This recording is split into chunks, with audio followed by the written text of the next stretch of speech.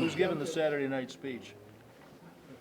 Saturday night speech? Yeah. Is that an actual question? Yeah, one of you guys is going to get up and give a win one for the Gipper for McCarthy. Is that going to be you?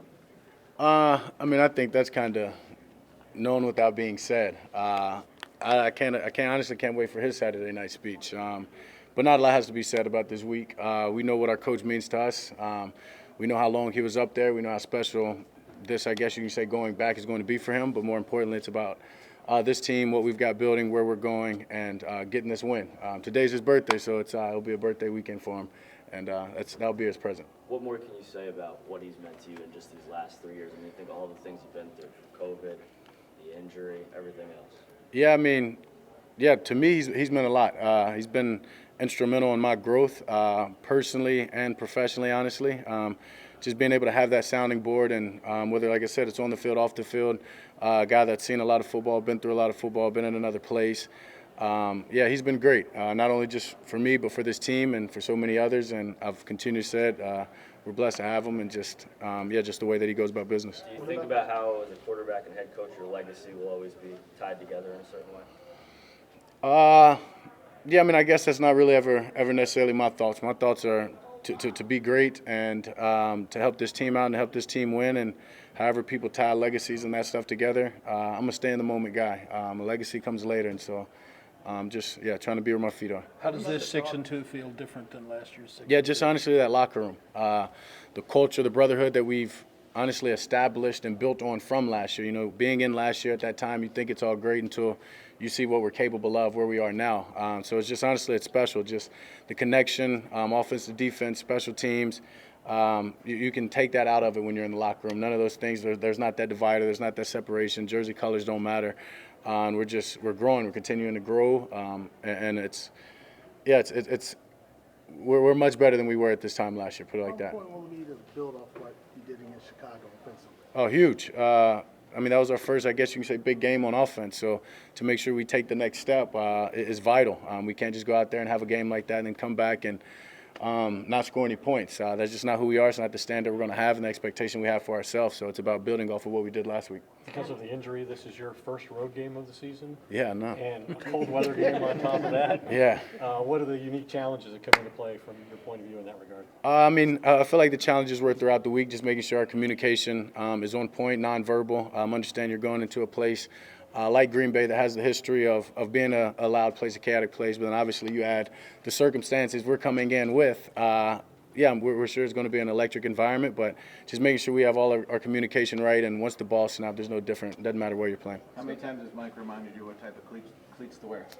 He mentioned it early in the week. We know how he's a guru in the cleat and grass business, so we listen to him, and more importantly, when you get out there pregame, check your cleats. So. What's your earliest memory of Aaron Rodgers? And it's silly to ask, but what challenges do you face when facing Aaron Rodgers? My earliest memory, I don't know. I've always watched this game for as long as I can remember, and it seems like he's. I guess when Brett left Green Bay, and they said they had their young guy was a stud. Were my first memories. But just playing a guy like that, understanding how great he is, and what he's going to try to do on offense. For us, it's about keeping our defense fresh, getting in some long drives, keeping him off the field, and more importantly, just playing complementary football to whatever the defense does and they give us. What do you appreciate most about his game as a member of the quarterback fraternity? Oh, there's a lot. You just want to talk about ability and talent. A lot of people say he's the greatest to do it just with his arm talent, and that's what I admire. Just doesn't matter the platform he's on, doesn't matter his feet are in the ground if they're not. Just his accuracy and consistency has been admirable over the years. There's been a lot of discussion about Beckham signing here. What are your thoughts about that?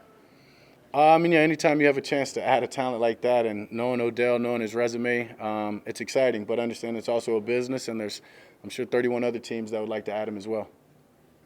Will this bye week come at a good time for you guys, considering you had 2 short weeks in the second half?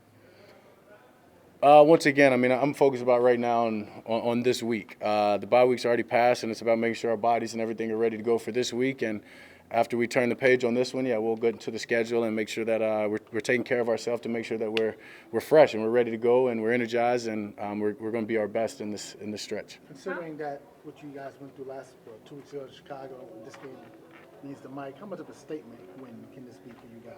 I mean, every win's a statement. It's the NFL. You can't give wins on paper, so you've got to go out there and you've got to earn every single one of them. And I don't care who you are and what you're playing, who you're playing, and what their record is. So every game's a statement in that sense, but more importantly, it's just about us building confidence and just building on what we've established up to this point. As I said, stacking wins and stacking success and understanding how to handle it, and that's what we'll do and worry about. When Mike's talking to y'all about what he wants offensively or what he wants from the quarterback position, how often does he bring in examples from his time with Aaron, and what's one that might have helped you learn?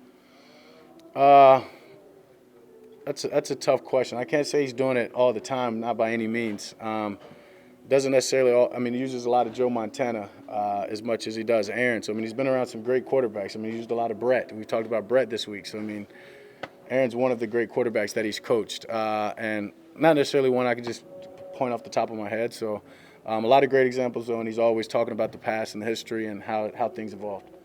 Dak, you've appreciated the tight end since you've been here. Yeah, for sure. What is it about this multi-tight end package you guys have used and excelled with that? Why does it work so well? Yeah, I think when you come in and you have a guy like Jason Witten, you learn to develop a relationship with him and how consistent and a safety net, I guess you can say, is the tight end is and can be if you have that relationship. So it's always been important for me to build that with my guys. And Schultz is a guy that learned under Witt. The year Witt came back, right, went to, I guess, more of a student role learning from Witt. And so he's easy to get from body language, our relationship. We've built a great one over time. And then these two young guys are just hungry. They're hungry. They have confidence through the roof. You send them into the fire, and they're ready for it. And so just being able to have those three, that package, and the rest of the guys, honestly, whether it's Sean coming in or young guys getting ready to play, that's a great room. And I think it starts with their mindset and the way that they're coached. L-Dub, Wells does a great job with those guys, and it shows every week. Because you've been through a lot with McCarthy, will you try to share a moment with him to say, hey, Coach, I got your back and that kind of thing, just you two? I think he knows that. Yeah, he knows that. And I've told him before. I've made them play a little birthday music for him today, so he knows I've got his back. This is important for us to go out there and represent him. Dak, Packers have been second best against the pass so far this season. What makes that such a challenge? They're well coached. They're well coached. They get after it up front. Obviously, having the injury that they had is tough on them, but we know that they're going to come in. They're going to have their scheme that they're confident in, and they're going to try to get after us up front, creating one-on-ones and playing our receivers tight. But even in their zone, it looks like a man. So get that whole deal. But for us, it's about being on the same page, me trusting my guys, having confidence as I do, and them going to make plays. What do you remember your first trip up there as a rookie? Everybody was wearing number 4, and I thought it was for me in the Green Bay colors. And I realized that they had Brett Favre reunion there. So honestly, just the environment was incredible. Also, I threw my first interception my rookie year there, so ready to go back and redeem that one. But first, you set the record for most passes without an interception there. I didn't I? Early in the game. Yeah. Well, they ended it quick. See, I just remember winning on the road in Lambeau and was pumped about it. Zeke also jumped a guy. It was his first jump. Wasn't his first, but yeah, jumped a guy. No, it was just a great game, great environment, as I said. Just walking in that building, you feel the history. You know what football means to that town. And anytime you get to play in a place like that, that's what football is about. So it's a special place in that sense. You guys are going to be welcome to the second half of the season with your first cold weather game, predicted to be in the low 30s by the time kickoff goes. Is there anything that you do differently to prepare as far as QB, wide receiver, tight end, the passing attack overall? No, just for the guys to make sure they're staying warm on the sideline. I don't think 30s is necessarily that cold. You look at the history and what it can get down to. I've played in that weather before, and I don't think that's near the coldest. So, just for us to stay warm and understanding that, we've got to do that on the sideline, and don't sit there and let your joints and bones tighten up on you, because we've got to be ready and with the defense that we have at any moment. What did you learn from the second half of last season in terms of the details, the footwork that you've talked about that you can take into the second half of this season? It's just staying consistent, understanding how important the week is. Obviously knowing that throughout my career, but just as the season gets on, time gets shorter, that you're here and you're taking care of your body, but you got to continue to rep those things and practice all those details and make sure that they're second nature in your game. Perfect. Thank y'all.